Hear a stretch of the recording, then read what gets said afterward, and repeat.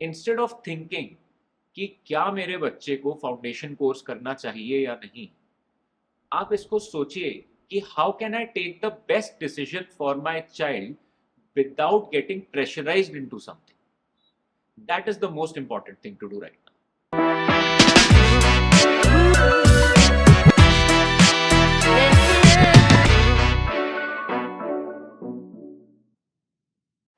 हाय everyone, आज हम बात करने वाले हैं एक बहुत ही अंडरस्टेटेड टॉपिक की, जहां पर सब लोग पीयर प्रेशर ऑन किड्स की बात करते हैं जेई के लिए। आज हम बात करेंगे पीयर प्रेशर ऑन पेरेंट्स भी होता है, राइट?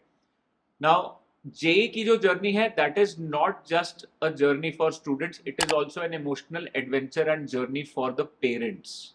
एंड ये समझना बहुत जरूरी है, क्योंकि जब आपके आसपास के सभी लोग बात कर रहे हैं early advantage of foundation course की, तो वहां पे बहुत ही प्रेशर और fear of missing out feel करना जायज है, राइट? तो इसमें आपको ये भी लग सकता है कि बहुत सेल्फ डाउट्स आते हैं, बहुत क्वेश्चंस आ सकते हैं कि क्या हम अपने बच्चे के लिए सही चीज कर रहे हैं या नहीं। ऑलराइट, तो we will be talking about कि पेरेंट्स किस तरीके से प्रेशर फील करते हैं। एंड अगर आप इस वीडियो को लास्ट तक देखेंगे तो आपके बहुत सारे सवाल यहाँ पर आज क्लियर हो जाएंगे। So this becomes even more complicated, क्योंकि आपके सर्कल में अलग अलग लोग आपको अलग अलग राय देते हैं। ठीक है, सबसे पहले तो आपके बच्चे के दोस्त ही उसको अपनी कहानी और एक्सपीरियंस शेयर करते हैं अपने क्लासेस का, फाउंडेशन कोर्स का, जिससे कि उनके ऊपर प्रेशर आ जाता है, उनको फियर ऑफ मिसिंग आउट लगने लग जाता है। आपके रिलेटिव्स होते हैं, आपके फूफा जी होंगे जिन्होंने बहुत साल पहले कुछ एमबीए किया होगा, एंड ही विल से कि करना चाहिए या नहीं करना चाहिए, वो अपनी राय देंगे। ठीक है, कई लोग बहुत वेहमेंटली बोलते हैं कि नहीं करना चाहिए क्योंकि अर्ली एडवांटेज होता है। कई लोग एकदम एंटी होते हैं, कहते हैं कि नहीं, बच्चे का बचपन खराब हो जाएगा, उसको क्लासेस में नहीं डालना चाहिए, ये सब तो फालतू ट्रेंड है और हमारे जमाने में तो नहीं होता था, right? But the confusion is still there कि क्या हमें अपने बच्चे को 8th 9th में फाउंडेशन में डालना चाहिए या नहीं। ठीक है, एड टू दिस कंफ्यूजन एक दूसरा पॉइंट आता है कि अगर आप चाहते भी हैं तो कोचिंग क्लास कैसे सेलेक्ट करें। राइट नाउ आपको पता ही है कि मार्केट में कोचिंग क्लासेस अच्छी भी हैं और एकदम बिजनेस लाइक भी हैं। What do I mean by that? आप जब मार्केट जाते हैं तो कई शॉपकीपर्स आपको कुछ भी सामान चिपका देते हैं, क्योंकि उन्हें केवल पैसे से मतलब है। Same goes for coaching classes also. तो वहां पर जायज है, आपके दिमाग में सवाल आता है कि अच्छा, हम जिस कोचिंग क्लास जा रहे हैं क्या वो केवल सीट भरने के लिए कर रहे हैं या फिर मेरे बच्चे को एक्चुअली कुछ वैल्यू मिलेगी। Right now confusion is still there whether the foundation course should be done or not. What I will suggest here is इस पूरी सिचुएशन को देखने का अपना नजरिया पलट दीजिए। इंस्टेड ऑफ थिंकिंग कि क्या मेरे बच्चे को फाउंडेशन कोर्स करना चाहिए या नहीं, आप इसको सोचिए कि how can I take the best decision for my child without getting pressurised into something. That is the most important thing to do right now.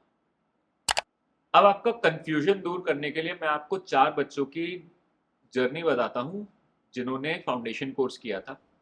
Late से इन 4 बच्चों का नाम है आर्यन, क्षितिज, रिया और आरव। सबसे पहले क्षितिज की कहानी देखते हैं। क्षितिज 7th स्टैंडर्ड में he was an average student, above average student. He was scoring, let's say, 80-85% in his school exams. He was not a topper, but he was not struggling also. And somebody told his parents कि अच्छा, आप अपने बच्चे को foundation course में enrol कर सकते हैं। They were apprehensive at first, but they said, okay, let's try. Now, by the time Kshitij reached class 11th, his concepts were strong, his discipline was strong, and so preparing for JEE in 11th and 12th came very naturally to him at that point. Right? Now, what happened between 8th standard to entering in 11th standard, we will talk about that a little later. Now, let's talk about the other student, Aryan. Aryan was a naturally brilliant kid. He was top of the class, scoring 92-95% in his school exams. And he never took, let's say, even a single tuition till his 10th standard. Right? But when he went to 11th standard, his parents were like, अच्छा, JEE की तैयारी करनी है तो एक coaching class में enrol कर लेते हैं। ठीक है? Now, when Aryan started with the coaching class, what he did not know is that 10th से 11th आने में बहुत ज़्यादा differences आते हैं in the quantum of the work that needs to be done. right? And the level and depth of the concepts that need to be learned. Aryan was not prepared for this, and he started feeling stressed out, right? And over a period of time, he could not cope up with it, and he just went downhill. इसके बाद हम जाते हैं अपने तीसरे बच्चे के ऊपर, विच इज रिया। रिया के पेरेंट्स ने रिया को क्षितिज की तरह ही फाउंडेशन कोर्स में एनरोल किया 8th स्टैंडर्ड में, राइट? उनका मानना था कि जितनी जल्दी फाउंडेशन में डालेंगे उतना एडवांटेज मिलेगा रिया को जेई की प्रिपरेशन में। But cut forward into 11th standard, Riya was still struggling with her academics, right? Now, what was the difference between Riya and Kshitij? They both started with the foundation. इसको हम थोड़ी देर में लेंगे, but आप ये देखिए कि जरूरी नहीं है कि फाउंडेशन में डालने पर कोई अर्ली एडवांटेज मिलता है। कब और कैसे मिलता है उसकी हम बात करेंगे थोड़ी देर में। Now let's move on to our next student Aarav. Aarav के पेरेंट्स को भी डाउट था, लेकिन उनका डाउट ये नहीं था कि अपने बच्चे को जेई की तैयारी करवाए।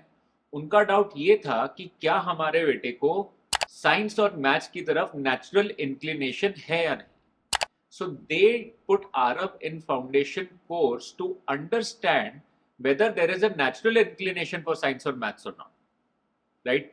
Now let's say 3-4 महीने में उन्होंने ऑब्जर्व किया होता कि Aarav was enjoying physics and maths के concepts, was curious about the concepts, learning them, coming home and solving questions, was excited in solving more challenging questions.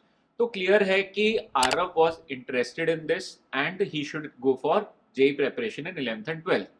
But on the flip side, let's say उन्होंने observe किया होता कि Aarav is not really enjoying the classes, उसको bore हो रहा है science और maths में, he is not coming home and putting in effort to solve the questions or learn application part, then this gives an indication to the parents कि okay, maybe science and maths is not his natural inclination and they can look at a different stream for a career option for their child, right?